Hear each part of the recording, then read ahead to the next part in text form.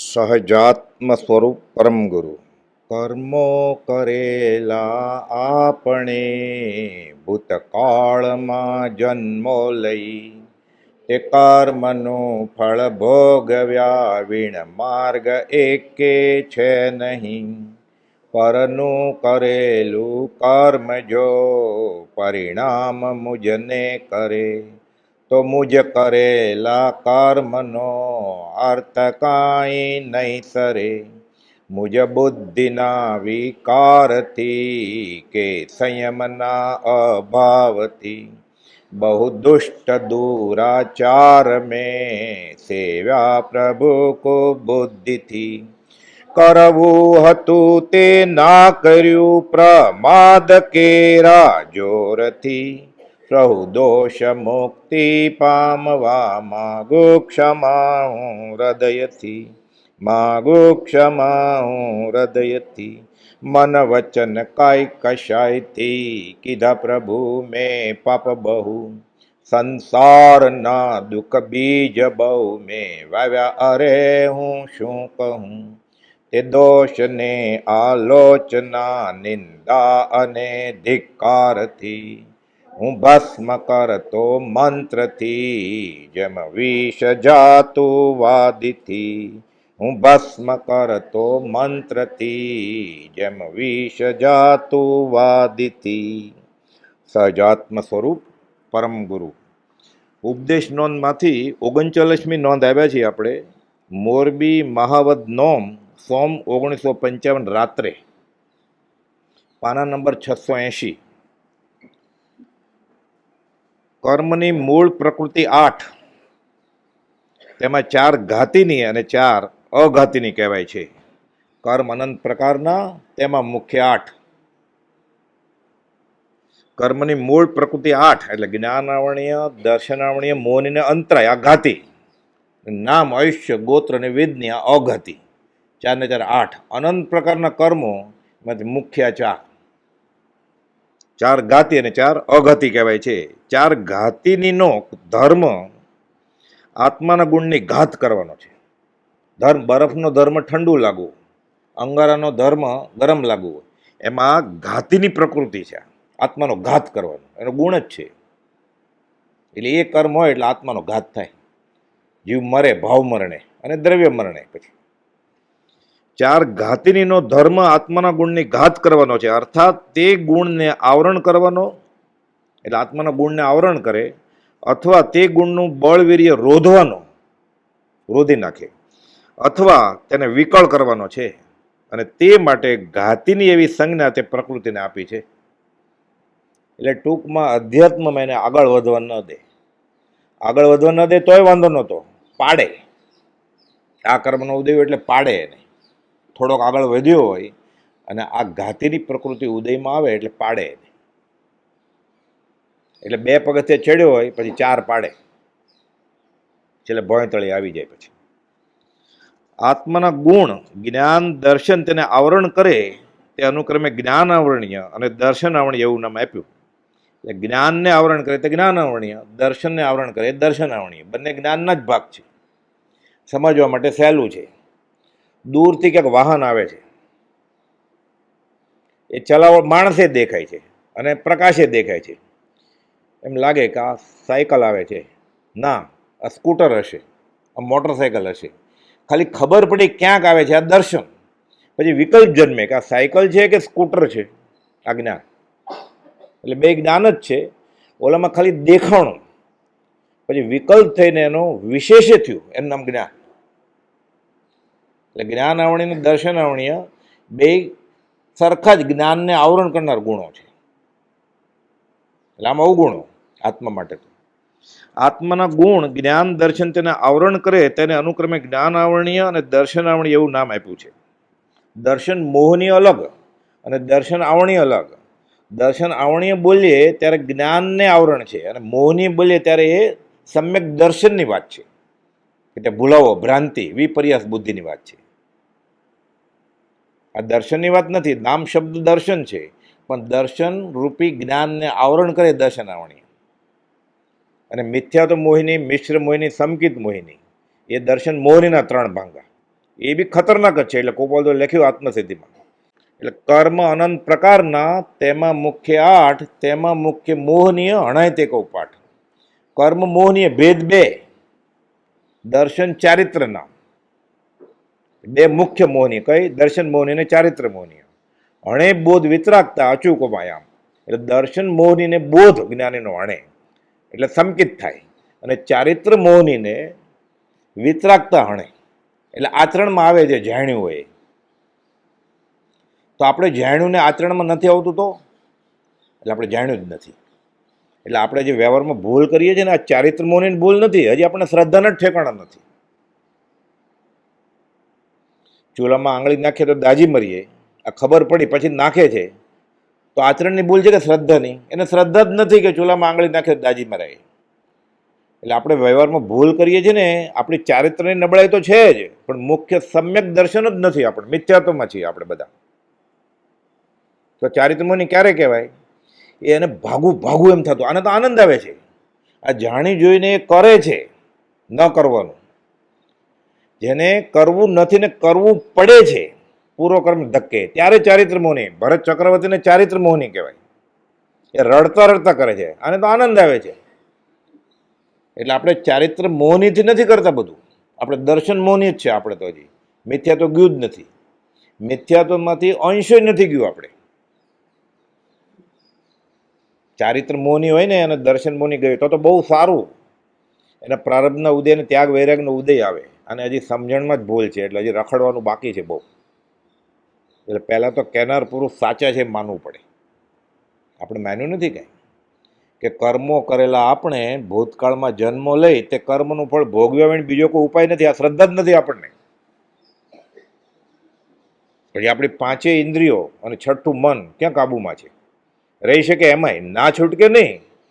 આ ઉદયના કરીને બધું ભોગવે છે, ના છૂટકે કરવું પડે. મન મારીને કે ના કરવું જ પડશે મારે, ત્યારે પછી એમ કહેવાય કે આચરણની ભૂલ છે. એને ખેદ થાય ત્યારે. ગોપાલે લખ્યું છે 591માં, પૂર્વ પશ્ચાતાપ વાળી ક્રિયા. કે મારે ક્યાં આવ્યું હોળીને દિવાસળી લગાડવાનું કામ? મારે ક્યાં ખાવું પડશે? ત્યારે કે એવા સંજોગો હોય, ઘરે રસોઈ ન બનાવી હોય, છોકરીએ કે વહુએ, ત્યારે શું કરવું? આ તો હોંશે હોંશે બધાને હારે નવા કપડાં પહેરીને જાય છે હોટલમાં. એટલે સમ્યક દર્શનની ભૂલ છે મોટી. આ ભલ ભલાને આમાં ગડમથલ થાય છે. આ ગોપાલ સમજાવ્યું છે બધું. હજી શ્રદ્ધાના જ ઠેકાણા નથી. એટલે હજી અધ્યાત્મની શરૂઆત જ નથી થઈ. એ શ્રાવક જ નથી, એ મુમુક્ષુ જ નથી. મોહાસક્તિથી મૂંઝાય ને મુમુક્ષુ. ગોપાલ વ્યાખ્યા આપી 254. આ ક્યાં મૂંઝાય છે? આ તો ઉદીર્ણ કરીને કરે છે. મંદિરમાં, આશ્રમમાં, તીર્થસ્થળમાં પાલતણે ચડીને કરે છે. એટલે આચરણની ભૂલ નહીં, શ્રદ્ધાની જ ભૂલ છે. આ મોટામાં મોટી ખતરનાક ગુનો છે. આ કોણ ભાગશાળી? અવિરતિ સમ્યક દ્રષ્ટિ કે વિરતિ? વિરતિ તો પછી આવશે ઉદયના યોગે. પ્રભુજી કહેતા વિરતિ તો આ કે લાંબો નખ છે, કાપી નાખીએ. કે ત્યાગ આવશે પછી હું ધર્મ કરીશ. પેલા હજી બુદ્ધિથી તો માનતું કે ભૂલ થાય છે, સીધો ત્યાગ આવી જાય? કદાચ ત્યાગ આવે એ સ્મશાનીય વૈરાગ હોય, દુઃખ ગર્ભિત કે મોહ ગર્ભિત હોય, જ્ઞાન ગર્ભિત ન હોય. સમ્યક દર્શન થાય પછી એનો ત્યાગ વૈરાગ એ જ્ઞાન ગર્ભિત હોય. એ ન કરવું એમ નહીં, સમજીને કરવું. નહીં તો હવે નથી રમવું બસ, તો પછી એમ નહીં. કર્યા વગર તો છૂટકો જ નથી. ત્યાગ ન ટકે વૈરાગ્ય વિના કરીએ કોટી ઉપાયજી. અંદર ઊંડી ઈચ્છા પડી હોય ને, કેમે કરી દબાઈ નહીં, પછી આવી જાય નિમિત્ત મળે એટલે. છીણું ઘી અગ્નિ પાસે જાય એટલે ઓગળ્યા વગર રહે જ નહીં પછી. એટલે એને શ્રદ્ધા ન હોય કે આ ભૂલ થાય છે તો ભૂલ ન કરે, કે ઓછી કરે. એટલે વેલ લુખાવે ચીકણા, એણવિત કર્મ બંધન, એવું થાય. આત્માના ગુણ જ્ઞાન દર્શન તેને આવરણ કરે, તેને જ્ઞાન આવરણીય અને દર્શન આવરણીય નામ આપ્યું. અંતરાય પ્રકૃતિ ગુણને આવરતી નથી કાંઈ, પણ તેના ભોગ ઉપભોગ આદિને, તેના વીર્ય બળને રોકે છે. એટલે અંતરાય કરે છે. બધી સામગ્રી વાપરી ન શકે, સગવડ છે વાપરી ન શકે. કેરીના 2 ટોપલા છે, ડાયાબિટીસ 400 છે, એટલે એ કેરી ન ખાઈ શકે. આ અંતરાય કર્મ કહેવાય વ્યવહારિક સમજવા માટે. ભોગ ઉપભોગ જે ફરી ફરીને ભોગવાય અને જે એક જ વાર ભોગવાય, ભોગ ઉપભોગ વ્યાખ્યા છે, એક જ છે બધું. પણ તેના ભોગ ઉપભોગ આદિને તેના વેરિયેબલને રોકે છે. આ ઠેકાણે આત્મા ભોગ આદિને સમજે છે, જાણે દેખે છે, એટલે આવરણ નથી. અને જ્ઞાનમાં ખબર છે કે આ વસ્તુ મારે ભોગવાય એમ છે. એટલે જ્ઞાન આવણી અને દર્શન આવણી નથી, જાણે છે. પણ સમજતા છતાં ભોગ આદિમાં વિઘ્ન અંતરાય કરે માટે તેને અંતરાય કર્મ નામ આપ્યું. અને અંતરાય પ્રકૃતિ કયા. પછી અંતરાયના પાછા 5 પ્રકાર છે શાસ્ત્રીય રીતે: ભોગ અંતરાય, ઉપભોગ અંતરાય, વીર્ય અંતરાય, દાન અંતરાય, લાભ અંતરાય. આ બધા જાય પછી કેવળ જ્ઞાન થાય. આપણે હજી શરૂ જ નથી કર્યું. હજી પહેલા ગુંઠાણાની નજીક જ નથી આપણે. 8 દ્રષ્ટિ જેમાં આવે છે ને, કરણ અપૂર્વના નિકટથી જે પહેલું ગુંઠાણું, એટલે અપૂર્વ કરણની નિકટ આવે તો ધન્ય ઘડી ધન્ય ભાગ. સુયશ વિલાસનું ટાણું આ દ્રષ્ટિ એમ આવે છે કે પહેલા ગુંઠાણની નજીક આવે, કરણ અપૂર્વના નિકટથી જે પહેલું ગુંઠાણું મુખ્યપણે તે ઈયા હોય સુયશ વિલાસનું ટાણું, તો ધન્ય ઘડી ધન્ય ભાગે. આપણે પહેલા ગુંઠાણ સમકી તો ચોથા ગુંઠાણે, આ પહેલા નજીક જ નથી આવ્યો. એટલે ચર્માવર્ત આખું પરિવર્તન એની અંદર જ નથી આવ્યો. અહીંયા એ કુંડાળાની અંદર આવ્યો એને નમસ્કાર, આ ડેટને સજાય. પણ એ રાગમાં ગાતો હોય બધાની હારે હારે, અને એમાંય તબલા ને મંજીરા હોય, એટલે ઉપયોગ કેમ રહે? એ શું ગાય છે એ જ ખબર નથી. આપણે કોઈ એમ કે જ્ઞાની આ હમણાં કોપાલ દે કે મહાવીર સમય આવીને કે તમે પહેલા ગુંઠાણામાં નથી, તો કેવું ખેદ થાય? તો છે જ, એવું જ છે. પણ આપણે ક્યાં ખેદ થાય?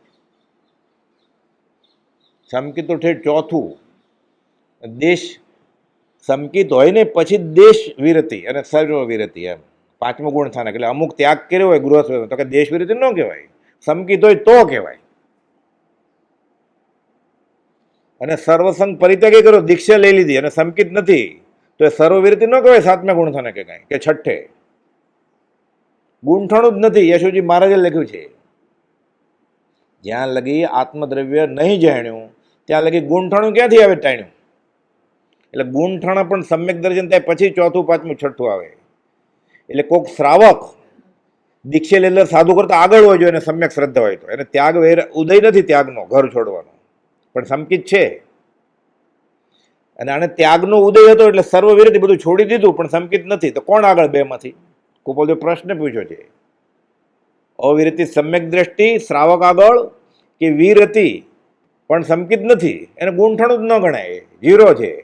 સરખામણીનો અવકાશ જ નથી ત્યાં. વેશથી સમકિત થાય, વેશ જરૂરી છે, કાર્યકારી છે. જો સમ્યક દર્શન હોય તો, જ્ઞાનીનો આશ્રિત હોય તો. ગચ્છમતીની જે કલ્પના તે નહીં સદવ્યવહાર, ભાન નહીં નિજ રૂપનું, તે નિશ્ચય નહીં સાર. અસાર છે, છેવડો પડે એવી વાત છે. એટલે વરસને વતલે દાડે ક્યાંક એકાદ ક્રિયા કરી નાખશું આપણે, કે સૂર્યાસ્ત 7 વાગે સૂર્યાસ્ત થશે, 6:59 સુધી ખુલ્લું હશે મોઢું, છેલ્લે પાણી પી લેશે 5 મિનિટમાં, એમ ધર્મ ન થઈ જાય કે? એ કરવાનું જ છે, પણ ધર્મ તો કશું ઓર રહાવું સાધન છે એમ કે છે. પણ બાળ જીવને સમજવા માટે બધા નિયમ કર્યા એટલે આવતો થાય. પહેલા ધોરણમાં જ કાયદાની કલમની વાત આવે તો ઓલો વેવો જ જાય ને. હજી એબીસીડી જ નથી આવડતી તો શું કરે પછી? આ ઠેકાણે આત્મા ભોગ આદિને સમજે છે, જાણે દેખે છે, એટલે આવરણ નથી. પણ સમજતા છતાં ભોગ આદિમાં વિઘ્ન અંતરાય કરે છે, માટે તેને આવરણ નહીં પણ અંતરાય પ્રકૃતિ કહે. આમ 3 આત્મઘાતીની પ્રકૃતિ થઈ. ચોથી ઘાતીની પ્રકૃતિ મોહનીય છે, એટલે જ્ઞાન આવણીય, દર્શન આવણીય અને અંતરાય 3 કઈ, આ ચોથી હવે મોહની કહે છે. આ પ્રકૃતિ આવરણ નથી કરતી, પણ આત્માને મૂર્છિત કરે છે, મોહિત કરી વિકળ કરે છે. મોહની બેભાન કરી નાખે. મદિરા પીધો હોય, જ્ઞાનની દવા લીધી હોય, એમ કઈ ખબર જ ન પડે. પછી આત્માને મૂર્છિત કરી મોહિત કરીને વિકળ કરે છે. જ્ઞાન દર્શન છતાં અંતરાય નહીં, પણ આત્માને વિકળ કરે છે. એટલે જ્ઞાને છે, ઘણું જાણે છે, પણ મોહની હોય તો શું કામ આવે જ્ઞાન? 14 પૂર્વ ભીણ્યો હોય પણ મુખ્ય વસ્તુ નથી જાણ્યું. 139માં લખે છે તો નિગોદમાં લાભે. ગોપાલદેવ અંબાલાલભાઈને પત્ર લખેલો કે 14 પૂર્વધારી અંશ ન્યૂન નિગોદમાં કેવી રીતે જાય? ગોપાલદેવ લંબાણપૂર્વક સમજાવ્યું છે 139માં. અને જીનવર કહે છે જ્ઞાન હોય પૂર્વ ભણેલ નવ, એટલે કેટલું બધું એક પૂર્વે વાંચ્યું હોય, અત્યારે એમ કે છે પૂર્વધાર્ય ન હોય, તો હોય પૂર્વ ભણેલ નવ પણ જીવને જાણ્યો નહીં તો સર્વતે અજ્ઞાન ભાખ્યું. સાક્ષી છે આગમ, હું નથી કહેતો આગમમાં લખ્યું છે. ધારસીભાઈને કેટલો અભ્યાસ હતો. સાધુ સાધ્વીને ન સમજે ને તો કે મોરબી રાજકોટ જશું ત્યારે ધારસીભાઈ સમજાવશે આપણે. એ રહી ગયા અને આખું વાક્ય નહોતો બોલતા પ્રભુસિંહજી, કુપલદુ કહીને ગયા, એને અપૂર્વ આત્મજ્ઞાન થયું છે અમારાથી. ચૈત્રવત ચોથને દિવસે ધારસીભાઈને કહ્યું, નોટરેસ કોપી, નોટરીની સહી વાળું,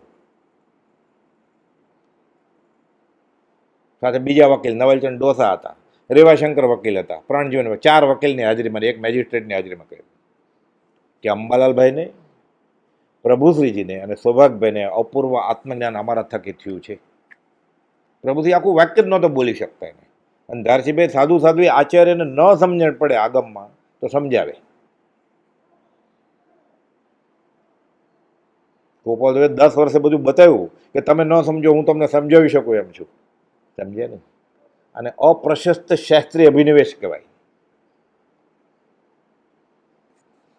પણ આત્માને આ વિકળ કરે છે, મોહની, ઊંધા પાટા બંધાવે છે, મૂંઝવે છે, માટે એને મોહનીય કહી. આમ આ ચારે સર્વઘાતની પ્રકૃતિ કહી. ઘાત તો ચારેય કરે, જ્ઞાનાવણીય, દર્શનાવણીય, મોહની ને અંતરાય. બીજી 4 પ્રકૃતિ જો કે આત્માના પ્રદેશ સાથે જોડાયેલી છે, નામ, આયુષ્ય, ગોત્ર અને વેદનીય, તથા તેનું કામ કર્યા કરે છે અને ઉદય અનુસાર વેદાય છે, તથાપી તે આત્માના ગુણને આવરણ કરવા રૂપે કે અંતરાય કરવા રૂપે કે તેને વિકળ કરવા રૂપે ઘાતક નથી. તકલીફ આપે પણ અંતરાય નથી કરતું, આવરણ નથી કરતું. સાચું જાણી શકે. તાવ આવ્યો હોય તો એ ભક્તિ કરતો હોય સૂતા સૂતા, તો એ શ્રદ્ધા કે ઘટી ન જાય. તો જ્ઞાન આવણી હોય, દર્શનાવણી હોય તો એને સમજાય જ નહીં. આમાં સમજે છે બધું, એ આવરણ નથી. એટલે વેદનીય જો મોહનીય ન હોય તો વેદનીય વાંઝણી છે અને પરિવાર નથી. કેવળ જ્ઞાનીને જ્ઞાન થઈ ગયા પછી એ વેદનીયનો ઉદય આવે. જીવતો દાખલો એનો ભગવાન મહાવીર. કેવળ જ્ઞાન થઈ ગયા પછી ગોશાળે તેજો લેશે છોડી. કમોતે મરે નહીં તીર્થંકર, નિકાચિત આયુષ્ય હોય. પણ 6 મહિના સુધી થલ્લે જાય એટલે લોહી પર પડે પછી. વેદની બાકી એ શરીર આશ્રિત છે. જ્ઞાનીને એમાં હર્ષશોક નથી. આ જલ્દી વયું જાય તો સારું, આ ઉપાધિ એમ ન થાય. સમ્યક દ્રષ્ટિને ન થાય એવું. કેવળ જ્ઞાનીની કેમ વાત છે? પણ સર્વજ્ઞને પૂર્ણ જ્ઞાન થયા પછી વેદને ન હોય એવું કાંઈ નથી. 548માં કોપોદેવે લંબાણપૂર્વક સમજાવ્યું છે સૌભાગભાઈને કે તમે મને મળી ગયા, તમે મારા ઘરે આવ્યા અને મારે આટલી તકલીફ. તો કોઈ કે કેવળ જ્ઞાન તે પછી એ તકલીફ હોય તો તમને તો સત્સંગનો થોડો લાભ થયો છે, તો તમને ન થાય એવી તકલીફ. પણ સૌભાગભાઈને ખરાબ ન લાગે એટલે એમ કહ્યું અમને તમને થોડો લાભ થયો છે એમ. પણ સૌભાગભાઈને ખબર હતી કે પહેલા સાવ નાના હતા ત્યારે જ લખી નાખ્યું હતું કે હું મહાવીર છું એમ. બીજી 4 પ્રકૃતિ જો કે આત્માના પ્રદેશ સાથે જોડાયેલી છે તથા તેનું કામ કર્યા કરે છે અને ઉદય અનુસાર વેદાય છે, તથાપી તે આત્માના ગુણને આવરણ કરવા રૂપે કે અંતરાય કરવા રૂપે કે વિકળ કરવા રૂપે ઘાતક નથી. એટલે ત્યારે શું થાય? વેદની હોય ત્યારે હર્ષોક ન થાય, સુખ દુઃખ ન થાય, આત્મા હાજર થાય, જ્ઞાન હાજર થાય. એને ખબર હોય, તવનમાં આવે છે એમ, સુખ દુઃખ રૂપ કર્મફળ જાણો, નિશ્ચય એક આનંદો રે, ચેતનતા પરિણામ ન ચૂકે. ચેતન કહે જીન ચંદો રે. જીનેશ્વર ભગવાન આને આત્મા કહે છે કે સુખ દુઃખથી ઉપરાંત થવાય. એક સુખ સમયમાં છકી ન જાય અને દુઃખમાં એની હિંમતે હારી ન જાય. એને ખબર હોય કે ટેમ્પરરી છે આ, સુખ દુઃખ સદા ટકતા નથી, એ નીતિ ઉરે આણવી. જ્ઞાની કે અજ્ઞાની જન સુખ દુઃખ રહિત ન કોઈ, જ્ઞાની વેદે ધૈર્યથી, અજ્ઞાની વેદે રોય. મૂળા દલપતરામનું છે કે જ્ઞાની કે અજ્ઞાની જન સુખ દુઃખ રહિત ન કોઈ, જ્ઞાની વેદે ધીરેથી, મૂર્ખો વેદે રોય. કુપલદેવ મૂર્ખો શબ્દ કાઢીને અજ્ઞાની મૂકી દીધું. અપમાન લાગે ને સામેવાળાને. છે આ દલપતરામની કવિતા. કુપલદેવનું વાંચન કેટલું હોય, 2 ચોપડી ભણેલા પણ બધું પીએચડી ન ખબર હોય બધું ખબર હોય કુપલદેવને. હવે આ કર્મ ઘાતી અને અઘાતીની વાત આવી. આ બંધાય કેવી રીતે? વેદનીય, નામ, આયુષ્ય અને ગોત્ર કર્મ અઘાતી હમણાં વાત આવી, અને જ્ઞાનાવણીય, દર્શનાવણી, મોહની અંતરાય ઘાતી. આયુષ પૂરું થાય ત્યાં સુધી વેદની આ 4 તો રહે જ અઘાતી. નામે રહે એનું, નામ તેનો નાશ, પણ ક્યારે નાશ થાય? આયુષ પતે પછી. એવી રીતે ગોત્ર, ક્યાં ગોત્રના છો એ તો રે સમજે એવું છે. વેદનીય શરીર હોય તો વેદના હોય ને, આત્માને તો વેદના છે જ નહીં. એટલે નામ, આયુષ્ય, ગોત્રની વેદની આયુષ પૂરતા મર્યાદિત છે. એટલે જ્ઞાનીને ખબર કેટલા વખત ટકવાનું છે. એટલે પ્રભુજી છેલ્લા દિવસોમાં કહેતા ઘણા બધા રોગ હતા. શ્વાસ ચડે, સ્થૂળ શરીર, સાંધા દુખે, હરસ મસા, સંડાસ જાય એટલે સુવાવડી બાય જેવી પીડા થાય, આંતરડું બહાર આવી જાય, રેક્ટલ પ્રોલેપ્સ કહેવાય, ધક્કો મારીને અંદર નાખવું પડે. દિવસમાં 2 વાર જાય એટલે ફરી વાર રાડ પાડે એટલે બધાને તે ઘંટ પીડ્યો, ખબર પડી જાય પ્રભુજી ઠલ્લે ગયા છે. હજી આવો વેદની, હજી આવો કે ક્યાં સુધી આવવાની છે? શરીર છે ત્યાં સુધી ને. પછી આ શરીર ક્યાં રહેવાનું છે કે અમે બીજે જવાના છીએ? ગામ મૂકીને જવાના છો? આ ગામ મૂકીને જવાના છીએ, ત્યાં ક્યાં હારે આવવાના છે? એટલે આયુષ પૂરું થતા આ પૂરા થઈ જાય. પણ ખૂબીની વાત એ છે, મોહનીય કર્મની પ્રકૃતિનો બંધ 70 કરોડ કોટી સાગરપમનો પડે, અને વેદનીનો ખાલી 33 કરોડ કોટી, એટલે અડધા કરતાં ઓછું. પણ વેદની ભોગવે જ છૂટકો ઉદય આવી ગયા પછી. મોહનીય બેઠા બેઠા પ્રાર્થનામાં અંતર અવલોકન કરતા કરતા 20 દુહા બોલે, ક્ષમાપના બોલે, 18 પાપ સ્થાનકો વિચારે કે મેં આવું કર્યું તો માફી મળી જાય. પ્રાર્થનામાં બેઠા બેઠા 70 કરોડ કોટી સાગરોપમની મોહિની વહી જાય. વેદનીય તીર્થંકર કેવળ જ્ઞાન તે પછી જ ન જાય જો ઉદય આવી ગયો હોય તો. ઉદય આવેલા કર્મોને 927માં કોપદો લખ્યું છે, ઇન્દ્ર ચંદ્ર નાગેન્દ્ર મંત્ર તંત્ર તો ઠીક, જીનેન્દ્ર ભગવાને અટકાવી ન શકે. પછી ભગવાન મહાવીર ચરમ તીર્થપતિ દીક્ષા લઈ લીધી છે, એટલે મન પ્રયોગ જ્ઞાને થઈ જ ગયું છે. દેવ લોકોને બધાને ખબર છે 23-46 દેવ દેવી શાસક રાક્ષસનો આ ભગવાન મહાવીરનો જીવ છે. તો જ ઇન્દ્રે ઉત્સવ કર્યો, મેરુ શિખર નવડાયો હોય ને. ભરવડ કાનમાં ખીલ્લા ઠોકો હોય તો ક્યાં ગયા હતા બધા? ન ચાલે, ભોગવવા જ પડે. એ સિદ્ધાર્થ દેવ એ દિવસે રજા ઉપર હતા એમ શાસ્ત્રમાં છે. થાય જ એવું.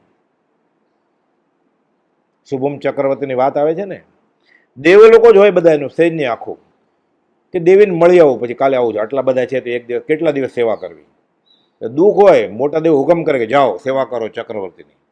એટલે ચક્રવર્તીના નોકર બધા દેવ લોકો હોય, હારે કેવી રીતે લડાઈમાં.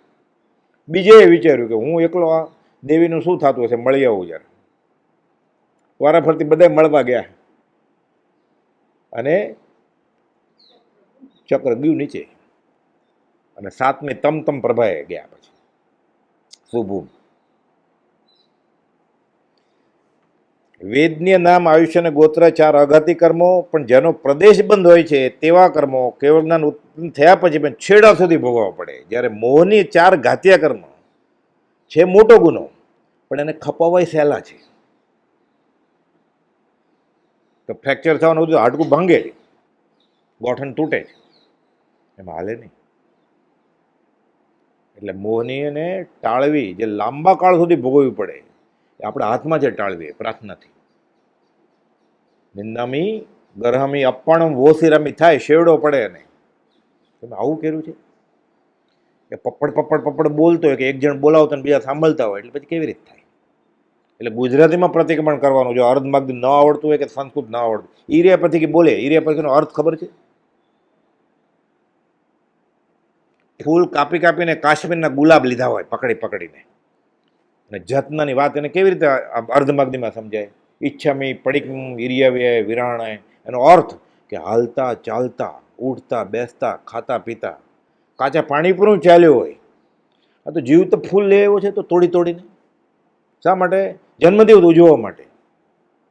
પૂજામાં મૂકે નિમિત્ત દાખલ એ તો ઠીક, ઉત્સવ છે ઘરમાં એટલે. 75 વર્ષના દાદાને હાર પહેરાવો છે ફૂલનો, પછી ફોટો પાડવો છે, એટલે જન્મદિવસ ઉજવાય ને. સાથે ઈંડાની કેક તો પડી જ છે મીણબત્તી સાથે. ઈરે પછીનો અર્થ જ નથી ખબર તો. એટલે 2 બાલદીથી નાયો હોય પછી ફુવારો કરે પાછો સાફ કરવા માટે. એટલે કોલસો ઉજળો થાય. કબીર કહે છે કોયલા ન હોય ઉજલા, 100 મણ સાબુન ખાય. ઠીક છે, ગૃહસ્થ વ્યવહારમાં સૂચિ જાળવવી પડે. નળ ચાલુ કરીને આવતો રહે કે ક્યાં આપણું ઘર છે, ટપકતું હોય, બીજો કોઈક જાય ત્યાં સુધી. પંખો ચાલુ રાખી મૂક્યો હોય, લાઇટ ચાલુ રાખી મૂકી હોય, ઇરિયાપથિકી કેવી રીતે પડે? કીડી મકોડા હાલતા ચાલતા, ઉપયોગ વગર ચૈત્યવંદન કરે, મીઠાઈ લઈ ગયો હોય, ફળ લઈ ગયો હોય, ઢોળાય થોડું બરફીન ટુકડા, મકોડા ઉપર જ ઊભો હોય ને ઇરિયાપથિકી કરતો હોય. ચૈત્યવંદન કોણ સ્વીકારે? બોલે છે ઇરિયાપથિકી, એનો અર્થ જ નથી ખબર એને કે હું પ્રાયશ્ચિત ઈચ્છું છું. કેનું? હાલતા ચાલતા જીવ માર્યા હોય તો. હાલતા કે તું ઊભો જ છો મકોડા ઉપર. એકાદ પગ તૂટ્યો એટલે મકોડા આમ ખસવાની કોશિશ કરતો હોય, જોઈએ તો ખબર પડે. બધી મીઠાઈ પડી હોય ને તો જોવાનું નીચે આમ ઢસડાતો હોય મકોડો, ભાગું થોડોક ભાગે ને ત્યાં બીજા ભાઈ આવે, પછી એને ચેપી નાખે. એટલે બહુ બદલી ગયો એનો.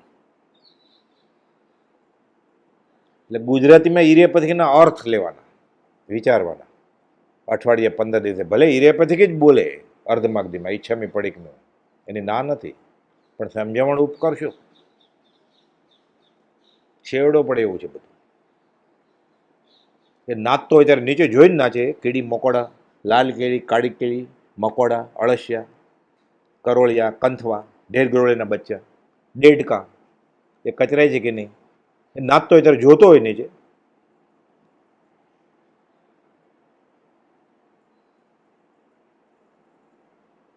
તો કોણ પ્રાર્થના સ્વીકારે? એ જીવ મારતા મારતા પ્રાર્થના કરે ને પ્રાર્થના સ્વીકારી લે કે તથાસ્તુ. મહાવીરનો માર્ગ શું છે? માણો માણોના કરના. રોજ બોલે ખરા દેવવંદનમાં, માણો માણો. એ બીજાને કહે છે માણો માણો, પોતાની છૂટ છે. શેવડો પડે એવું છે. 70 કરોડકડી સાગરોપમ મોહની કર્મ સત સમજણે ખપાવા સહેલા છે. વેદની વધુમાં વધુ 33 કરોડકડી સાગરોપમ, પણ ભોગવે જ છૂટકો છે. થાય ભોગથી દૂર. આ કઈ રીતે છૂટે? આ સમજવા સારું. કર્મ આત્માને કઈ રીતે બંધન કરે છે? ભાવ કર્મની જ કલ્પના માટે ચેતનરૂપ જીવવીરની સ્ફૂર્ણા ગ્રહણ કરે જળધૂપ. આત્મસિદ્ધિ શાસ્ત્રની 82મી ગાથા. એ વિભવમાં છે, સમ્યક દર્શન નથી. એટલે વ્યવહારિક સુખ કે દુઃખની ઈચ્છામાં છે, કે કંઈ જોવે છે, નિમિત્ત આધીન છે. 5 ઇન્દ્રિયના કોઈ પણ વિષય આવે, ક્યાંક જોવાનું આવે, સાંભળવાનું આવે, એટલે કોઈ જોતા ઝેર છે ને પગ મૂકતા પાપ છે. ચાલવા કરવાનું આવે એટલે ડગલે ડગલે પાપ છે. એરિયા પર તો સિમંદર સ્વામીને લાગે પહેલા સમયે, બીજે સમયે ઉદયમાં આવે, ત્રીજે ખેરવી નાખે. કેમ કે કશાયની ચિકાશ નથી. અને કશાયની ચિકાશ છે, અનંતાનુમંદી ગઈ નથી હજી. એટલે તરત જ એને અનુલક્ષીને કાર્બન વર્ગના ચોટે. એટલે ભાવ કર્મથી દ્રવ્ય કર્મની રજ ચોંટી અને કર્મ બની ગયું. કેવળીએ જ્ઞાનમાં જોયું છે, કચરાની જેમ કચરો જ છે આ, ચોંટે કશાયની ચિકાશને લીધે. આ કશાય ગુંદર છે. શાસ્ત્રમાં સમજણ આપી છે કેવી રીતે કર્મ બંધાય. કપડું છે, એની ઉપર તેલનું ટીપું છે, પછી બહાર બધે રખડે, ધૂળમાં ને ડમરી ઉડે છે. એ મેલો ડાઘો ચોંટે ને, ત્યાં ડાઘો પડે. શું કરવું જોઈએ એને ડાઘો કાઢવો હોય તો? એ કપડાને બ્લીચિંગ પાવડરમાં નખાય, ફાડી નખાય, કે તેલ કાઢી નખાય એટલું. એટલે સાબુ પાણી લે, કપડાને બાળી ન નખાય સીધું, એ તેલ કાઢી નાખે ડાઘો, એટલે એની સાથે ચોંટેલો કચરો નીકળી જાય ને. કશાય ન કશાયની ચિકાશ જાય, મોહ વયો જાય. પ્રતિક્રમણ આલોચના 18 પાપ થનકથી, એટલે કર્મ ખરી જાય બધા. તો આ શું કરે છે? ભૂખ્યો રહે, પછી પાણામાં પાછું ન ખાવાનું ખાય. 8 દિવસ ભૂખ્યો હોય પર્યુષણમાં, 30 દિવસ ભૂખ્યો હોય, માંસ કમણ, વર્ષી તો આખું વરસ ઉકાળેલું પાણી પીવે. પાણા બધાને બોલાવે, સાંજેના ગીત ગાવા, ત્યારે શું કરે છે? અભક્ષ આપે ને બધાને. એટલે તેલનું ટીપું રહી ગયું, એટલે ઓલું ચોંટેલું જ પડ્યું રહે. બાળી નાખ્યું એણે, શરીરને કૃશ કરી નાખ્યું. એટલે કપડું જ બાળી નાખ્યું, એટલે પણ ડાઘો કેમ દેખાય? એને કપડું નહોતું બળવાનું, એ ડાઘો કાઢવાનો હતો. કશાની ચિકાશ, ઓલા કર્મ ઉખડી જાય પાછા. એ કર્મ આત્માને નથી ચોંટ્યા, કશાની ચિકાશને ચોંટ્યા છે. એ કપડાને નથી ચોંટ્યા, એ રજ ને ડમરી, એ તેલને ચોંટ્યા છે. તેલનો ડાઘો નીકળી જાય, કચરો પડી જશે, એટલે કપડું ચોખ્ખું દેખાશે, આત્મા ઉજ્જવળ થઈ જશે, રત્ન સ્ફટિક જેવો. જેમ નિર્મલતા રે રત્ન સ્ફટિક તણી, તેમજ જીવ સ્વભાવ તે જીનવીરે રે ધર્મ પ્રકાશ્યો, પ્રબળ કશાય અભાવ. એ કશાયની ચિકાશ તેલનો ડાઘો કાઢી નાખ્યો વિતરાગ ભગવાને. જે જાણ્યું, અનુભવ્યું, આચર્યું, એ બોધ્યું એને કે અમે આ રસ્તે ગયા છે, તમારે છૂટવું હોય તો આ રસ્તે આવો. આ જ રસ્તો છે. ઋષભનાથ ભગવાનનો, મહાવીર સ્વામીનો, કૃપાલદેવનો, અનંત 24નો, આ એક જ રસ્તો છે. આત્માની સાથે બંધાયેલું કર્મ દૂધ ને પાણીની માફક મિક્સ થઈ જાય, ચોંટી જાય. લોહ અગ્નિ કર્મગ્રંથમાં સમજાવવા માટે કહે છે. લોખંડનો સળિયો ધગધગાવીએ ને આપણે, તો અગ્નિ અને લોખંડ બે એક જ છે ને, એમ જ લાગે, લાલ લાલ દેખાય. બે એક ક્યાં છે? ઠરે તો પછી અડી જોઈએ તો હવે ગરમ નથી લાગતો, તો અગ્નિ ક્યાં વહી ગઈ? એક ક્યાં હતું? સંયોગ સંબંધ હતો, સ્વરૂપ સંબંધ નહોતો, એટલે બે એક નથી થઈ ગયા. દૂધ અને પાણી ગરમ કરીએ, પાણી બળી જાય ને, હજી ગરમ કરે તો માવો નીકળે ને છેલ્લે. દૂધને પાણી એક લાગે છે, એક છે નહીં. એમ ધગધગાવેલો લોખંડનો સળિયો એક લાગે છે, ઉષ્ણતા અને લોખંડ એક નથી. એ ઉપાય કરવાથી ઠરશે કે ઠારવાની મહેનત કરશે જ્ઞાનીના આશરે, તો અગ્નિ અને લોખંડ છૂટું પડી જશે. એમ કર્મ અને આત્મા છૂટા પડી જશે. સીધો જેવસો જીવ હે, જીવ સોય શિવ હોય. કર્મ મેલ કા આંતરા, બૂझे વિરલા કોઈ.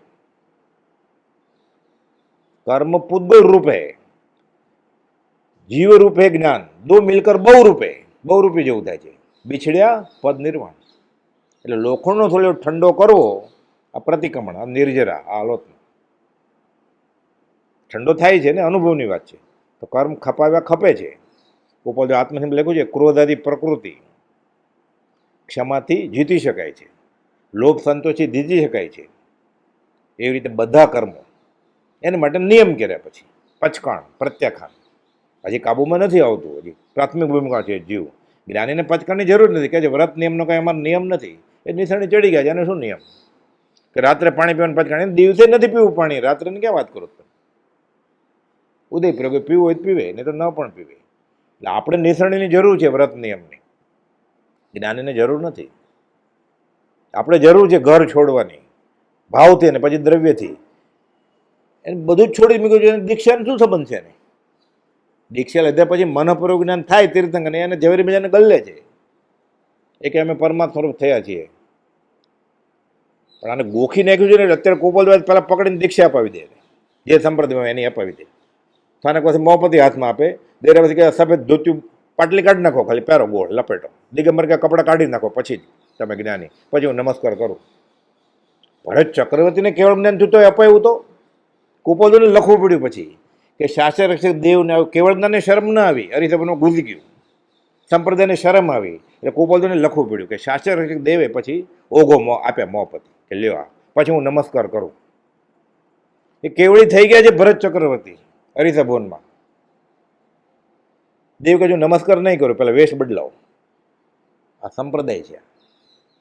આ નહીં નીકળે ત્યાં સુધી જીનેશ્વરની વાણી મૂળ માર્ગ સમજાશે નહીં.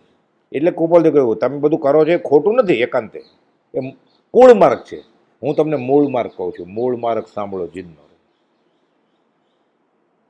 આ સ્વીકારતા જ બહુ વયો જાય તો પછી આ કર્મ ખપવાની ક્યાં વાત મોહની? હજી આ ગળે જ નથી ઉરતું એ કહેનાર પુરુષ સાચા છે. એ મારે ઘરે વોરાવાય આવવાનું નથી કાંઈ ધર્મલાભ કરીને, એને કાંઈ જોતું જ નથી બદલામાં. એવી નિષ્કારણ કરુણા કરતા છે, ભક્તિનો કરતા છે, પણ મારો છે, આવવાના નથી લેવા. આચાર્ય તો આવે ગોચરી કરવા, આ એ નથી કરવાના. માત્ર કેવું પરમાર્થ હેતુથી કોઈ પામે મુમુક્ષુ વાત. આત્માની સાથે બંધાયેલું કર્મ દૂધ પાણી કે લો અગ્નિની માફક એકમેક થઈ જાય છે. આત્માના પ્રદેશે પ્રદેશે અનંત કાર્બન વર્ગણાઓ મિથ્યાત્વને લઈને કર્મ સ્વરૂપે રૂપાંતર થઈને એકમેક બની જાય છે. લાગે છે એકમેક, એવું જ છે. આ હું જ અથવા દેહજાત્મા પૂર્ણ પ્રતીતિ છે. સવારે ઉઠેથી રાત્રે સુવા સુધી જે કંઈ કરે છે શરીર માટે જ કરે છે ને આત્મા માટે ક્યાં કરે છે? નાય ધોવે, ખાઈ પીવે, દાઢી કરે, કમાવા જાય, આત્મા માટે ક્યાં કંઈ છે જ એક પણ ક્રિયા નહીં. ગાય ખરો આત્મા માટે જીવન જીવવું, લક્ષ્ય રાખી સદાય પામું સાચો જીવન પલટો. હજી જીવન પલટો ક્યાં થયો જ છે? બોલી બધી ક્રિયા એમને જ રહેશે જીવન સંકિત થઈ ગયા પછી શું થાય? એને અહો સમદ્રષ્ટિ આત્મા કરે કુટુંબ પ્રતિપાળ, અંતર્ગત ન્યારો રહેજુ ધાવ ખીલાવે બાળ. ધાવમાં તો છોકરાને દવડાવે એવું થાય પછી. રમાડે, ખવડાવે, પીવડાવે, બગીચામાં લઈ જાય. સાચી માં એ તો કામે ગઈ જ ને, અને પગાર લેવો જ ને. ઝાકા બાલ ખીલાઈએ તાકા રિજત બાપ, અને પગાર લેવાનો છે. એટલે સાચી માં ટપલીએ મારે, ટપલીએ ન મારે, અને પગાર લેવો છે. પણ મનમાં શું હોય? આ છોકરું મારી કોખનું નથી. આંગળીથી નખ વેગળા એટલે વેગળા, એવું સમકીતી ન હોય. આ સંસાર મારો નથી. ગોપાલનું હતું જ ને કુટુંબ, મહિને મહિને મનોરંજન કરતા હતા, કાશીને તેડતા હતા. જબકબા રસોઈ કરતા હોય, ચૂલો હોય, પેટાય હોય, લાલ લાલ ભડકો, કાશી પકડવા જાય ચૂલાની અગ્નિ, કે લાલ રંગ આવ્યો પકડું. ત્યારે તેડવી પડે ને. તેડી છે, ત્રિભુવનભાઈ પહોંચી ગયા ત્યારે ગોપાલદેવ કાશીને તેડી હતી. એને કહેતા તું આત્મા છો. કોકને એમને રમાડવા તેડી હશે તો છોડી દેતો તો અગ્નિમાં પડે, તો જબકબા રોટલી કરે કે કાશીને અટકાવે ચૂલામાં હાથ નાખતા. તેડેલી મનમાં ખબર હોય કે આ આત્મા છે, હું આત્મા છું, પિતા પુત્ર નથી, કોઈ પિતા પુત્રી એ નથી. કહે છે ત્રિભુવન, હું આને કહું છું આત્મા છે. આવડી નાની છોકરીને અધ્યાસ થઈ ગયો છે કે હું કાશી છું, રડવા માંડી. આ લીધું નથી મિથ્યાત્વ, અગૃહિત છે, અનંતકાળથી ચાલુ જ છે કે હું શરીર છું. તોય વાંધો નહોતો, આટલો હતું તો માણસ થયો ને પછી દેવ દેવીને પૂજવા માંડ્યો, અને ધર્મ મને વ્યવહારમાં મદદ કરે. આ મિથ્યાત્વ લીધું, ગૃહિત મિથ્યાત્વ. ધર્મની કરણી, દેવ દેવી, જીનેશ્વર, તીર્થંકર મને વ્યવહારમાં મદદ કરશે, મારો રોગ મટાડશે, મને પૈસા વધારે આપશે. મને અંતરાય છે ને વ્યવહારમાં, પાસપોર્ટ ગ્રીન કાર્ડ નથી મળતું, હવે મળી જશે. મારા લગ્ન નથી થતા ને, અંતરાય છે, અંતરાય વેવો જશે. એટલે અંતરાય તમને પૂજાય ભણાવે. પછી સંતાન નથી થતું ને, અંતરાય છે, લગ્ન પછી 10 વર્ષ થઈ ગયા, એટલે અંતરાય કરીને પૂજા. એ પારણું ઝુલાવવાનો ખર્ચ મારા તરફથી. આ તીર્થંકરની આશા જ ના થાય છે.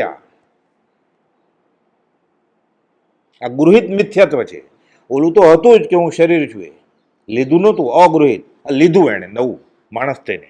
એ ગાય ભેંસને નથી, કૂતરા બિલાડાને નથી ગૃહિત. એ દેવદેવીને નથી પૂછતા ખાવાનું ન મળે તો કૂતરો કે ગાય.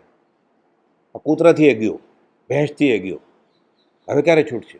આ જીનેશ્વરનો માર્ગ પામીને. આ પાણીમાં આગ લાગી છે, એ અચંબા હો રહ્યા, જલમે લાગી આગ, પાણીમાં આગ લાગી. આ ગૃહિત મિથ્યાત્વ લીધું એણે. અનંત પ્રકારના કર્મ. હે પ્રભુ, હું તો દોષ અનંતનું ભાજન છું કરુણા. હે પ્રભુ, હે પ્રભુ, શેરડો પડે ને જાગ્યાતાથી સવાર, અંતન મંદિરમાં તિરાડ પડે, સંકિતને સ્પર્શ ના થાય.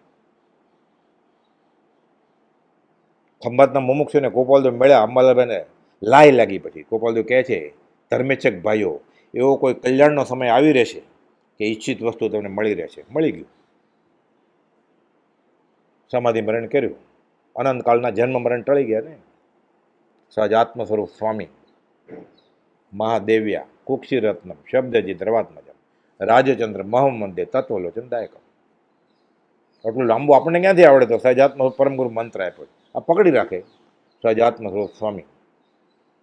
એકવાર સમાધિ મરણ થશે એટલે બધા કાળના અસમાધિ મરણ ટળી જશે. વાત છે માન્યાની, પણ મનાતું નથી. આને માને સંકિત થાય, માનતો નથી.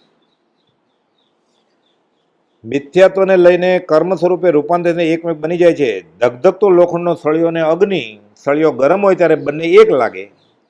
સળિયો ને અગ્નિ એક રૂપ જ છે, દૂરથી દેખાય છે લાલ લાલ. અડતો ખાલી સળિયાને અડ, અગ્નિ નહીં અડતો, એમ હોય કે? એમ જ કે ને. અલગ કેવી રીતે કરી શકાય? ખમે પ્રતિક્રમણ, આલોચના ખપી જાય. હવે અડતો અડે ઠંડા સળિયા. ઠંડો પડે કે ઠંડો પાડવામાં આવે, મહેનત કરવી પડે એના માટે, એમને ન પડે ઠંડો. ત્યાં સુધી, એટલે કે તેનું ફળ આપ્યા વિના આત્માને કર્મ છૂટા પડતા નથી. એની અવધિ છે. અડધી કલાક લાગશે, 15 મિનિટ લાગશે, પાણી નાખશે તો 10 મિનિટ લાગશે, ઠરી જશે. આમાં બંધાયેલા કર્મની અવધિ છે. એ મહેનતથી, પુરુષાર્થથી જલ્દી ઠંડો પાડી શકે. એટલે કર્મને ને આત્માને અલગ કરી શકે. જો એવું હોય જ નહીં, જો કર્મ માત્ર થયા કરે એમ જ હોય તો કોઈ છૂટે જ નહીં ક્યારે. એટલે વિતરાગ વિજ્ઞાનનું ગણિત છે. છૂટા પાડવાની રીત જ્ઞાનીઓએ શોધી, અનુભવી, પ્રયોગીને આચરી બતાવી, અને એ પ્રમાણે આપણને બોધ આપ્યો. એ જીવ બ્રહ્મમાં તને હિત કહું છું, મારી પાસે રસ્તો છે તને કહું છું. તારે સુખી થવું હોય તો અંતરમાં સુખ છે, તું બહાર નહીં શોધ. આત્મા મિથ્યાત્વ અને કશાયાદી ભાવળ હોય ને કાર્બન વર્ગના કર્મ સ્વરૂપે પરિણામ પામી આત્મા સાથે ચોંટે અને તે જ વખતે એકી સાથે કર્મનો 4 પ્રકારનો બંધ નક્કી થઈ જાય. કોઈ પણ જાતનું કર્મ બાંધ્યું એણે વિભાવમાં છે એટલે એને ખાલી ભાવ કર્મ કલ્પનાથી થયું, એને ગમ્યું કે ન ગમ્યું, એને રતિ કે અરતિ થાય, હર્ષ કે શોક થાય, તરત જ એ પ્રકારની કાર્બન વર્ગણા ચોંટી જાય અને 4 ભાગ એના નક્કી થઈ જાય: પ્રદેશ, પ્રકૃતિ, સ્થિતિ અને અનુભાગ. એ કેટલો જથ્થો એટલે પ્રદેશ, કઈ ટાઈપ એટલે પ્રકૃતિ, જ્ઞાનાવણીય, દર્શનાવણીય, મોહની કે અંતરાય કે બધી, એ વિભાજિત થઈ જાય. 4 પ્રકાર પહેલા નક્કી થઈ જાય: પ્રદેશ, પ્રકૃતિ, સ્થિતિ કેટલો વખત રહેશે, અને રસ ઇન્ટેન્સિટી કેટલી, બહુ કે થોડું, આ નક્કી થઈ જાય.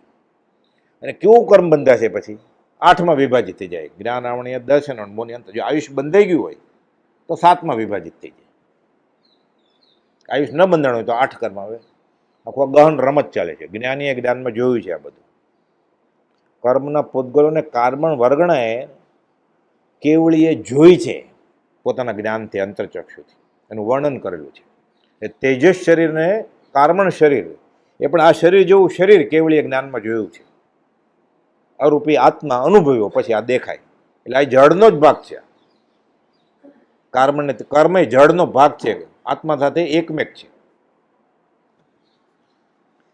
પ્રકૃતિ, સ્થિતિ, રસ અને પ્રદેશના ભેદથી આ કર્મગ્રંથમાં સમજવા માટે સહેલું સમજાયું છે, આપણે ગળે ઉતરી જાય. લાડવાના દ્રષ્ટાંતે સમજાયું છે કે 4 પ્રકાર,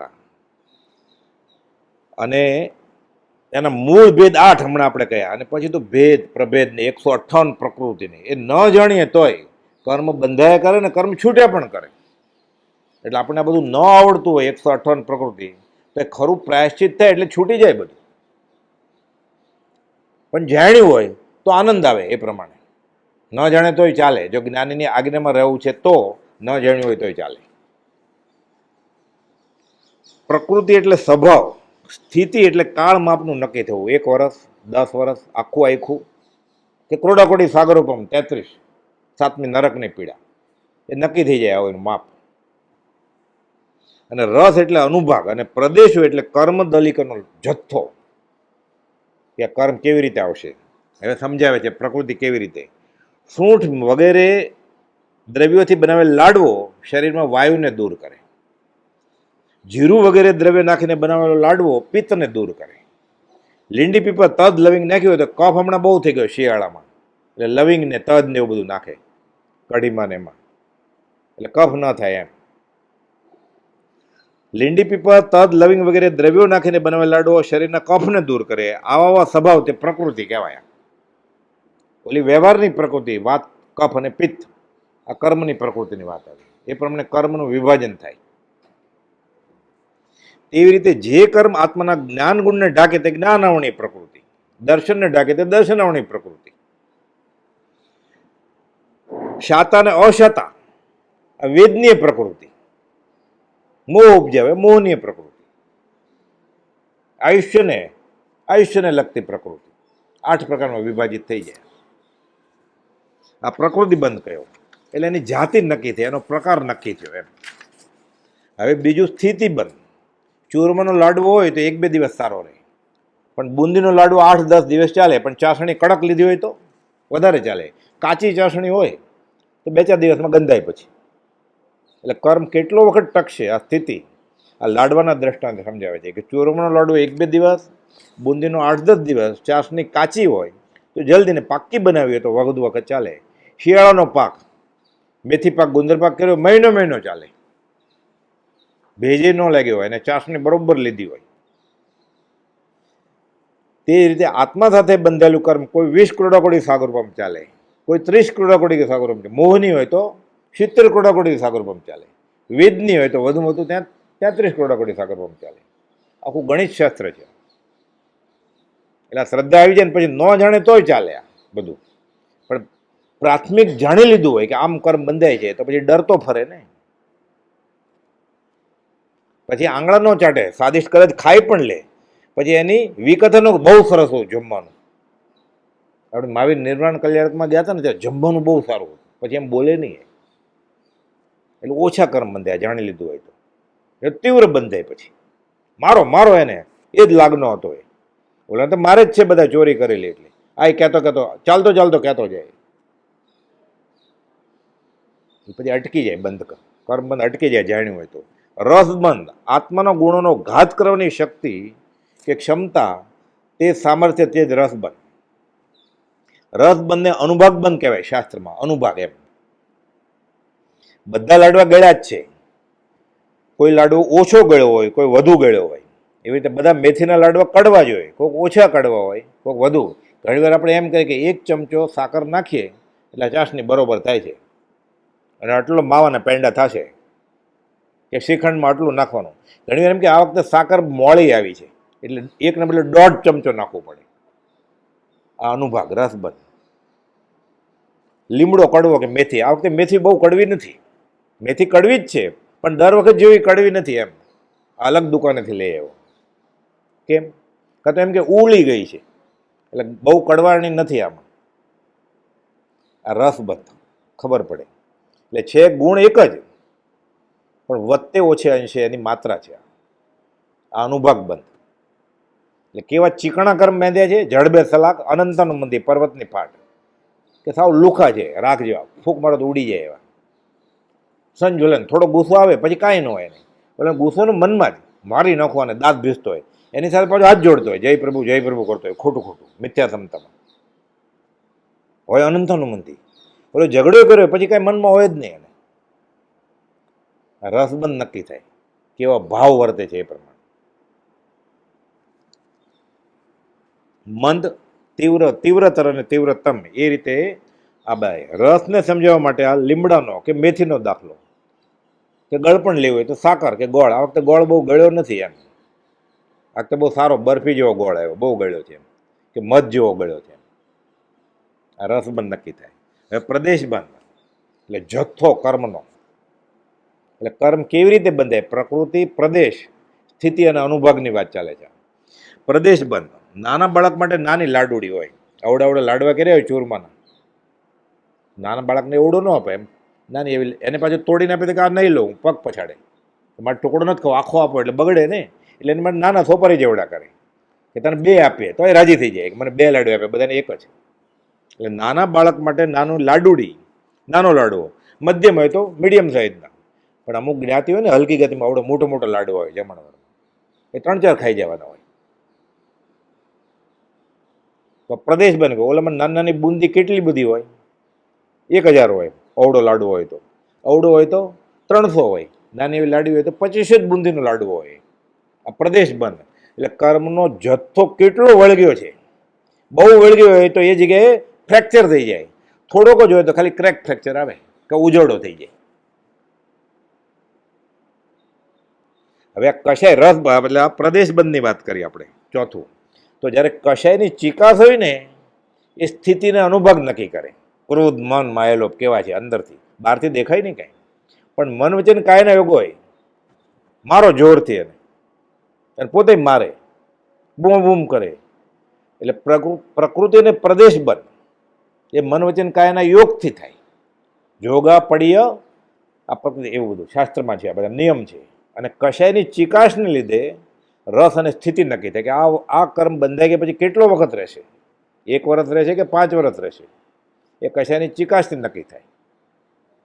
અને મન વચન કાયના યોગથી એની પ્રકૃતિ કઈ છે અને પ્રદેશ બંધ કેટલો છે નક્કી થાય.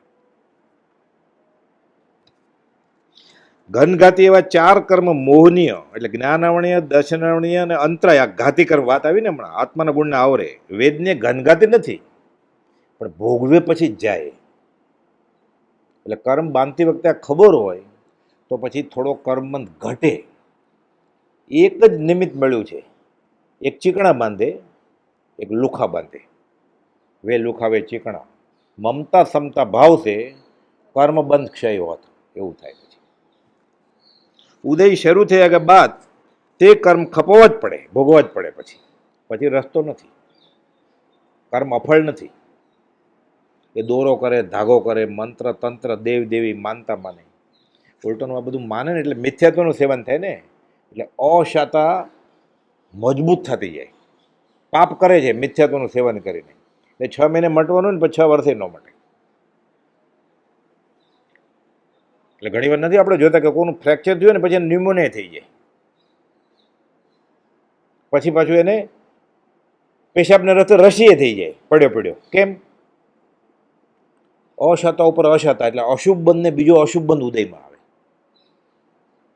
એટલે કોઈ પણ એક અશુભ કર્મનો ઉદય આવે ને ત્યારે શાંતિથી, હે ભગવાન મને આ કર્મ સહન કરવાની શક્તિ આપો, બસ એટલું માગવાનું. ના ક્યાંક માગવું છે તો આશીષ અનુકૂળ આપજે ભયભંજન ભગવાન, મને ખબર નથી શું માગવું, આ મટાડી દેજો એમ તો કહેવાનું જ નહીં. એ પાડાનો પગ ભાંગ્યો છે ને તો સારા માટે ભાંગ્યો છે. 40 ભેંસ હતી, લૂંટારા આવ્યા બારવટિયા, બુકાની બાંધીને, હાથમાં લાંબા વાંસ લઈને, બધા પશુને લઈ જાય છે ચોરીને. 39 ભેંસને તો લીધી ટ્રકમાં નાખીને, આ ભેંસનો પગ ભાંગ્યો તો એને કેવી રીતે લઈ જાય? એ ટ્રેક્ટરમાં બધા પાડા લઈ ગયા ને, ભેંસ લઈ ગયા ને, એ બધા કતલખાને વેચ નાખ્યા. આ ભેંસ બચી ગઈ, કેમ? એનો પગ ભાંગ્યો તો એટલે પાડાનો પગ ભાંગ્યો તો સારા માટે ભાંગ્યો છે. જે થાય તે યોગ્ય જ માનવામાં આવે. કુપાલદેવ કહે છે 301માં આ થવાનું જ હતું. આપણે માની શકીએ? બીજાની સાચા લાગતા હોય તો માનવાનું. જે થાય તે યોગ્ય જ માનવામાં આવે, સારું હોય ખરાબ હોય. ऐसा होना ही था, દુર્યોધન કહે છે આ થવાનું જ હતું એમ કે. એ તો અભિમન્યુમાં કહે છે મહાભારતની લડાઈમાં, એ થવાનું જ હતું કર્મના ઉદયમાં, તો ઓછા કર્મ બંધ થાય. એ ભોગવવા જોઈએ. ઉદય સંપ્રાપ્ત થતા તે કર્મ થાય ભોગથી જ દૂર. 927માં પત્રમાં કુપાલદેવ લખે છે. એટલે આમાં આવું થાય ને એટલે પછી મિથ્યાત્વનું સેવન અટકી જાય અને સૂળીનો ડામ 100થી પતી જાય. ઘણી વાર પછી આપણને ચમત્કાર લાગે, ચમત્કાર હોય જ નહીં, એ કર્મ ખપી જાય. પછી 927માં પત્ર છે, એ જ વાત કુપાલદેવ અશરણ ભાવનામાં પણ લખી છે. પણ આ સિદ્ધાંત સમજાય એવો છે 927માં કે યથાર્થ જોઈએ તો શરીર એ જ વેદનાની મૂર્તિ છે. સમયે સમયે જીવ તે દ્વારા એ વેદના જ વેદે છે, ક્વચિત શાતા અને પ્રાય અશાતા જ વેદે છે. લગભગ બધા દુઃખ જ વેદતા હોય શરીરમાં. આ વેદનાની જ મૂર્તિ છે. ચાંદીની મૂર્તિ તોડીએ તો ચાંદી નીકળે, સોનાની મૂર્તિ તોડે સોનું નીકળે. આ વેદનાની મૂર્તિ છે, વેદના જ હોય ને. તીર્થંકર કે કેવળી એવાને શાતા હોય, આપણી જેવાને ક્યાંથી શાતા હોય? ક્વચિત હોય શાતા, બાકી પ્રાય એટલે લગભગ ઘણું કરીને અશાતા જ હોય. માનસિક અશાતાનું મુખ્યપણું છતાં સૂક્ષ્મ સમ્યક દ્રષ્ટિવાનને જ જણાય. શારીરિક અશાતાનું મુખ્યપણું બધાને ખબર પડે. ગુમડું થયું હોય તો, ફ્રેક્ચર થયું હોય તો. એ વેદના ઉદય સંપ્રાપ્ત થતા આ ગોખી નાખવાનું. એટલે જો મિથ્યાત્વનું સેવન, દેવદેવીને માનવાનું, દોરા ધાગા, મંત્ર તંત્ર, માદળિયા, બાધા આખડી બધું નીકળી જાય પછી માનતા માનવાનું. એટલે ગૃહિત મિથ્યાત્વ નીકળી ગયું. 25માંથી એક પણ મિથ્યાત્વ જાય અને 16મો ભાવ નથી. પછી આ સહેલામાં સહેલું છે કાઢવું. એ ઘરમાં રહીને કમાઈને ખાઈ પીને કોઈ તપશ્ચર્ય કર્યા વગર આ નીકળી શકે એમ છે મિથ્યાત્વ. એ અનંત કાળથી આજ સુધીમાં નથી નીકળ્યું. સહેલામાં સહેલું મિથ્યાત્વ કાઢવાનું. 18 પાપ સ્થાનક છે, આ બાજુ 17 રાખ્યા ત્રાજવે, આ બાજુ મિથ્યાત્વ રાખ્યું. મિથ્યાત્વનું પલ્લું નમી જાય. કેવી રીતે આ નીકળે? આ વેદના ઉદય સંપ્રાપ્ત થતા ઇન્દ્ર ચંદ્ર, ઇન્દ્ર એટલે દેવોના દેવ, ચંદ્ર એ દેવ જ છે. દેવનું ઘર છે ચંદ્ર ને સૂર્ય ને બધું. આપણે ગ્રહની વીંટી પહેરે ને બધા, એ જગ્યાએ દેવ લોકો રહે છે. એટલે ચંદ્ર નડે કે આપણે એમ કહીએ ને રાહુ નડે છે એટલે શું કહે છે આપણે? એ રહેવાનું ઘર છે. એટલે ઓલું બિલ્ડિંગ મને નડે છે એમ કહે છે આપણે. એટલે ખંભાતમાં એમ હોય ને કે આઝાદ એપાર્ટમેન્ટ કે શાહ બંગલો, તો શાહ બંગલો નડે આપણને. આપણે એમ કહીએ છીએ કે શનિ નડે એમ, એટલે બિલ્ડિંગ નડે છે આપણને. એવું કેટલું મિથ્યાત્વ છે આ. એ તો દેવ લોકોને રહેવાનું ઘર છે. એ દેવે મરી જવાનો હોય પાછા, પછી બીજે આવે ત્યાં જગ્યા ખાલી થાય. પણ હા, સાવ ખાલી થાય જ નહીં ક્યારે. આખી નરક કે સિદ્ધશિલા કે દેવલો આખા ખાલી હોય જ નહીં ક્યારે. અને હાઉસફુલ ન હોય. નરકમાં ગમે ત્યારે જગ્યા તો હોય જ જવા માટે, કે હમણાં નહીં આવતા નરકમાં જગ્યા નથી, એવું બને જ નહીં ક્યારે. એટલે એમાં ફિકર નથી કરવાની, તૈયાર જ છે. ન ખાવાનું ખાય ને ન પીવાનું પીવે, એટલે જગ્યા છે જ ત્યાં, સતત ચાલુ છે. કોઈ લોકો કરવાળાની ધાર, તેલની ધાર જેવું છે, આ તૂટે નહીં, સતત પ્રવાહ ચાલુ છે. જાહેરની રીતે બહુજન સમાજ માટે આ અનાદિ અનંત છે. વ્યક્તિગત ધોરણે અનાદિ શાંત છે, અંત થઈ શકે સંસારમાં. એટલે ગાંધીજી કે તમે ને અમે નીકળી શકીએ, કે આ સંસાર રોજ આવો જ રહેશે, રોજ આવો રહેશે, આ અનીતિ રોજ રહેશે. કોઈ એમ કહીએ તો આ કહેવા ભારે છે કેવું, એમ કે આ રહેશે તો બધા તોફાન કરો ને, મસ્તી કરો, એમ નહીં. પણ વ્યક્તિગત ધોરણે તમે ને અમે નીકળી શકીએ. કુપોલ ગાંધીજીને સમજાવે છે, નીકળવું હોય તો જો ઈચ્છો પરમાર્થ તો કરો સત્ય પુરુષાર્થ. કે ભવસ્થિતિ પાકશે ત્યારે હું નીકળીશ, તારી ભવસ્થિતિ પાકી રહી, પાકે જ નહીં ક્યારે. ઉપાદાન જાગશે ત્યારે હું મોક્ષે જઈશ, તારું જાગી રહ્યું. ઉપાદાન ક્યારે નહોતું? નિગોદમય સાથે જ હતું ઉપાદાન, નારકીમય સાથે જ હતું ઉપાદાન, ક્યારે નહોતું? એને જગાડવું પડે ઢંઢોળીને, જાગે નહીં એને મેળે. અધ્યાત્મમાં એક જ પુરુષાર્થ છે ખાલી, નિમિત્તને પકડવું. એ નિમિત્તને પકડવું એ મોટો મોટો પુરુષાર્થ છે કોઈ પણ ધર્મમાં, જૈનેતરમાં. ઉપાદાનનું નામ લઈ એ જે તજે નિમિત્ત પામે નહીં સિદ્ધત્વને, રહે ભ્રાંતિમાંથી, બફમાં જ રહેશે. ઇન્દ્રચંદ્ર નાગેન્દ્ર કે જીનેન્દ્ર પણ આ રોકવાને સમર્થ નથી. તેનો ઉદય જીવે વેદવો જ જોઈએ. અજ્ઞાન દ્રષ્ટિ જીવો ખેતથી વેદે તો પણ કઈ વેદના ઘટવાની નથી, માથા પછાડે તોય. અને સત્ય દ્રષ્ટિવાન જીવો શાંત ભાવે વેદે. આપણે એમ કે ને હજી આવો તાવ, તો કે આવે નહીં, એ તો જડ છે, જડને ક્યાં ઉપયોગ છે? બીજું હાડકું ભાંગો, એને ક્યાં ખબર છે? એ તો જડને શું ઉપયોગ છે? એટલે સત્ય દ્રષ્ટિમાં જેવો શાંત ભાવે વેદે તો તેથી વેદના વધી જતી નથી. પણ ફાયદો શું થાય? નવીન બંધનો હેતુ થતી નથી, પૂર્વની બળવાન નેજેરા થાય છે. પહેલાં કર બાંધેલા થાય, ભોગથી દૂર, ખાલી થઈ ગઈ બેંક, દેવું છે જ નહીં હવે. ચોગતિ ચોપડા ચવનને આ સમજી ચૂકવી નાખે તો આયુષ્ય પૂર્ણે મટીએ દૈહિક પાત્ર, જો ભગવાન થઈ જાય. પછી અહીંયા છે ત્યારે સદેહ ભગવાન થઈ ગયો. સમ્યક દર્શન આવ્યું એટલે અંશે હોય यहाँ અવિનાશી, પૂતગલ જાલ તમાસી. અત્યાર સુધી તારું ક્યાં ગુપ્તપણે રહેવું થયું હતું? એ સર્વગુણાન સમ્યક હતો, એટલે સમકિત થઈ ગયું ત્યારથી ભગવાન થઈ ગયો. ભગવાનની મિની ઝેરોક્સ. ધીરે ધીરે બીમાંથી ઝાડ ઉગશે. એ સંકેત ક્યાંથી પ્રગટ છે? સમ્યક શ્રદ્ધાથી. એટલે કેવળ જ્ઞાન ક્યાંથી આવશે? સંકેતમાંથી. એટલે સંકેત કેવળ જ્ઞાનની માં છે ને, તો સંકેત ક્યાંથી આવશે? સદગુરુથી.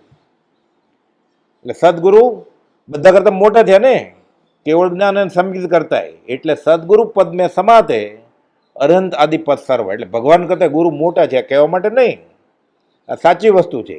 એ સહજ આત્મ સ્વરૂપ પરમ ગુરુ.